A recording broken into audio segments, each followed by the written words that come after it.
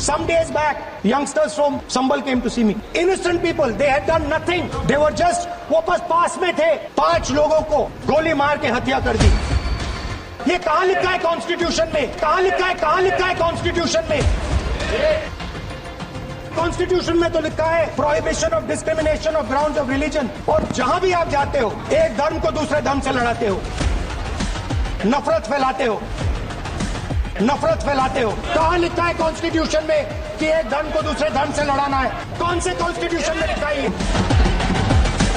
मुझे दिखाइए. अस्सलाम वालेकुम नाज़रीन, आप देख रहे हैं सच्ची खबर है. मैं उस्मान तबीयत खराब होने की वजह से हाजिर नहीं हो पाया आपके सामने. आज आया हूँ कुछ नई खबरें लेकर. वीडियोस आपने और भी न्यूज़ चैनल्स पर देखे होंगे, मैं फिर दिखा रहा हूँ. दिखाने की वजह ये नहीं है कि मेरे पास इल्म कम है या मेरे पास जानकारियाँ कम है. दिखाने की वजह ये है कि मैं आपको समझा सकूं कि हिंदुस्तान में असल हो क्या रहा है. जैसे राहुल गांधी ने बताया कि हमारे देश के प्रधानमंत्री जहाँ जाते बस नफरत फैलाते. उनके नज़दीक कॉन्स्टिट्यूशन की, कानून की, संविधान की कोई वैल्यू, कोई अहमियत नहीं है.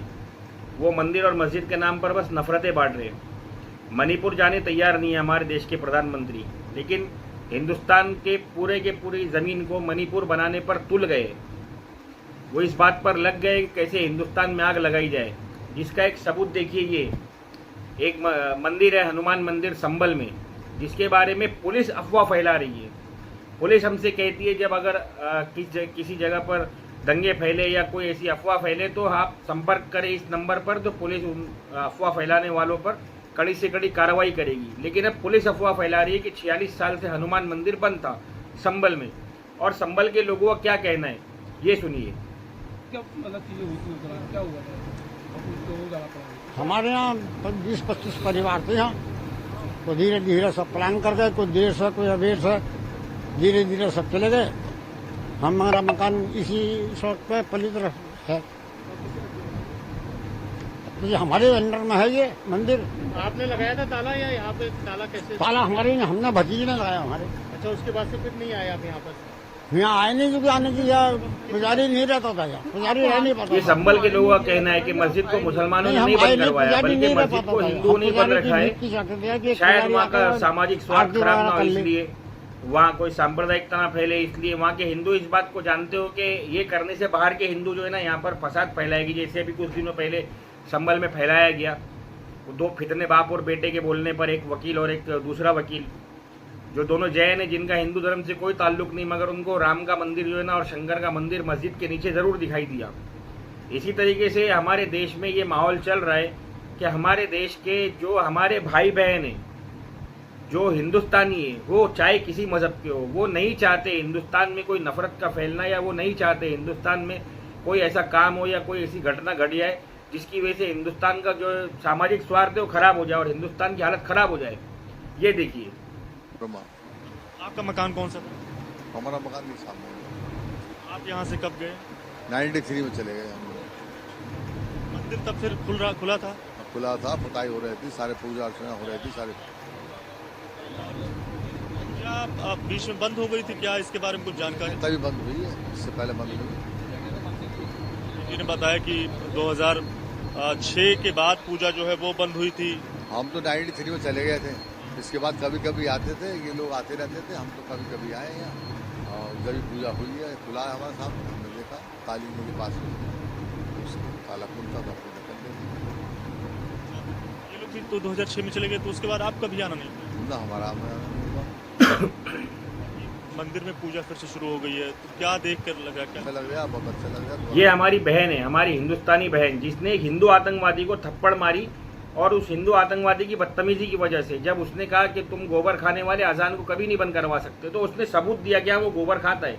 वो वाकई में वही है जिसके बारे में हमारी बहन ने उससे कहा, और उसने अपनी जात बताया फट से.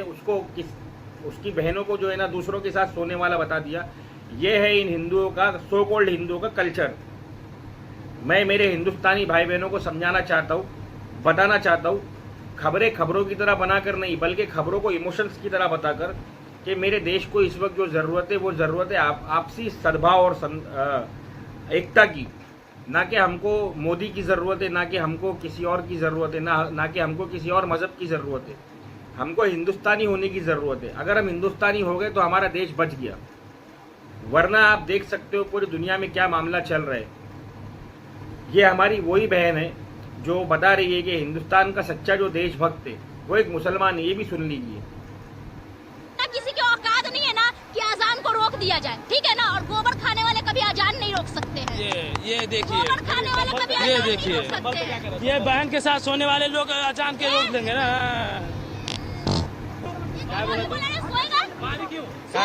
इनको नहीं बोले, इनको नहीं बोले।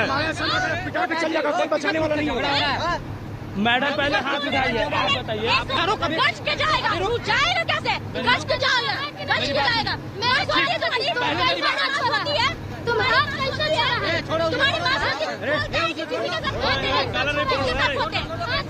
तुम्हारी माँ होती है, लड़की से माफी मांगेगा कि कभी किसी भी चीज में लड़की की इज्जत पे नहीं जाओगे, ठीक है ना। लड़की की इज्जत पे नहीं जाओगे। लेकिन सुनो, दूसरी लड़की नहीं है तो चुप रह जाएंगे, दूसरी लड़की नहीं तो चुप हो जाएंगे। इस सरजमीन पर हिंदू का मुसलमान के लिए और मुसलमान का हिंदू के लिए पॉइंट ऑफ व्यू बहुत अच्छा है, और हम सदियों से इसी तरह साथ में रहते हैं अच्छाइयों के। जब से भाजपा सरकार हिंदुस्तान में आई है और जब से ये आरएसएस हिंदुस्तान में जोर पकड़ी है, उस वक्त से लेके आज तक के हिंदू और मुसलमान जो है ना सौतेले भाइयों की तरह हो गए, जबकि ये सगे भाइयों की तरह है, बल्कि सगे भाई बहन है। एक ही ज़मीन पर पैदा हुए, एक ही कल्चर को मानने वाले। जो मुसलमान है वो भी, जो हिंदू है वो भी, मोस्टली ऑलमोस्ट जो है ना ये हम सब मिलकर एक ही कल्चर को मानते हैं। हमारे दीन की वजह से थोड़ा थोड़ा हमारा कल्चर अलग है, लेकिन हमारे देश में ये जो मामला भी चल रहा है इस वक्त, ये पूरा का पूरा किया जा रहा है मोदी का और अमित शाह का और योगी आदित्यनाथ का और आरएसएस का और बीजेपी का। ये लोग हम में नफरत डालकर राजनीति करना चाहते हैं। पुलिस इसमें मोहरा बन रही है, हमारे पॉलिटिशियंस का, हमारे नेताओं का मोहरा बन रही है पुलिस। और पुलिस जो है ना कोई भी अंडसंड स्टेटमेंट दे रही है। एक आदमी से एक न्यूज़ रिपोर्टर ने इंटरव्यू लिया, उसने उससे पूछा कि आप संभल में कब रहते थे, तो उसने बोला मैं 93 में संभल छोड़कर चला गया था। उसके बाद ये मंदिर जो है ना इसके बारे में हमको जानकारी दी गई 2006 से बंद है, जबकि पहले 46 साल से बंद का दावा ठोका गया था, अब 2006 से। उसने कहा ऐसा कुछ भी नहीं है।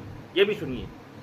बहुत सारे लोग बोल रहे थे कि 46 साल से जी मंदिर बंद था, या पुलिस ने बताया 46 साल से बंद था मंदिर, कल खुल गया। हुआ जब मतलब हम लोग चले गए, बहुत तो था, बहुत तो चलता रहा है। हम 93 में तो मैंने देखा कुछ तरीके, उसके बाद हम चले गए यहाँ से। उसके बाद कभी कभी आए ताली, उसके बाद कुआं खत्म हो गया। यहाँ से कुआं था, पीपल का पेड़ था, ये दोनों चीज़ खत्म हो गई। उसके बाद हाँ, कितना गहरा था? कुआं कितना गहरा था पता नहीं, कितना गहरा, 25-20 फुट तो होगा कम से कम।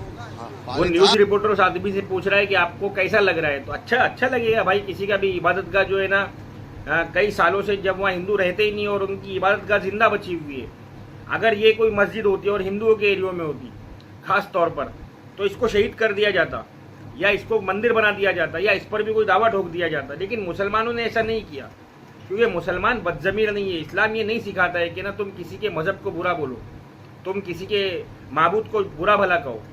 ये मजहब इस्लाम हरगिज़ नहीं सिखाता। मजहब इस्लाम ये सिखाता है कि तुम्हारा पड़ोसी अगर काफिर है और भूखा है तो तुम पर जिम्मेदारी है कि तुम उसके घर में राशन पहुंचाओ, उसके घर में खाना पहुंचाओ। हाँ, मुसलमान नहीं कर रहा है आज, इस बात का अफसोस है, लेकिन ये इस्लाम सिखाता है। हिंदू जो सो कॉल्ड हिंदू है, मैं उनकी बात कर रहा हूँ। सो कॉल्ड हिंदू धर्म ये नहीं सिखाता है। सो कॉल्ड हिंदू धर्म सिखाता है ब्याज पर पैसा चलाओ और ना छूत अछूत करो, नट चमार करो, ब्राह्मण चमार करो, और ऐसी गंदी राजनीति जो है ना दुनिया में करो और दुनिया में इसी तरीके से गंदगी फैलाओ। देखिए, मेरी सिंपल सी एक बात है जो मैं आपको समझाना चाहता हूँ। वीडियो थोड़ा लंबा हो रहा है, झेल लीजिएगा। मेरी सिंपल सी एक बात है, मैं आपको समझाना चाहता हूँ कि 60,000 80,000 रुपया किलो वाला मशरूम खाने वाला नरेंद्र दामोदर दास मोदी आपके घर में आकर कभी नहीं पूछेगा चूल्हा जलाए या नहीं जलाए। उसका साथी अमित शाह कभी नहीं पूछेगा आपसे, योगी आदित्यनाथ कभी नहीं पूछेगा आपसे कि आपके घर का चूल्हा जलाए या नहीं जलाए। वो 5 किलो राशन देकर अपने आप को भगवान समझ रहे। मेरे 2 चैनल यूट्यूब ने बंद कर दिया, वरना मैंने इनकी पूरी तफसीर उस पर बयान करके रखा कि किस तरह से खुद को भगवान बनाकर प्रकट हो गया आपके सामने और कहेंगे बताओ हम तुम्हारे भगवान नहीं है, क्योंकि हम 80 करोड़ लोगों को राशन बांटते। 5 किलो राशन मैं नरेंद्र मोदी को देता हूँ, 5 किलो नहीं 10 किलो देता हूँ। उसको बोलो तू रंडवा है ना, अकेला है, ये 5 किलो राशन एक महीना चल, 10 किलो राशन एक महीना, इसमें अपना गुजर बसर करके दिखा। नहीं होगा। मेरी बातों को सोचिए, समझिए, गौर कीजिए मेरी बातों पर। मैं कोई न्यूज़ रिपोर्टर की तरह अपनी वीडियोस को नहीं बयान करता, आता है मुझको भी, लेकिन मेरा मकसद रिपोर्टिंग करना नहीं है। मेरा मकसद हक को फैलाना है, सही को फैलाना है। मेरा मकसद मेरे देश में लगी हुई आग को बुझाना है। मेरी बात समझ में आई हो तो इसको शेयर करें, लाइक करें, सब्सक्राइब करें और बेल आइकन के बटन को जरूर प्रेस करें। अस्सलाम वालेकुम वरहमतुल्लाहि वबरकातुहू।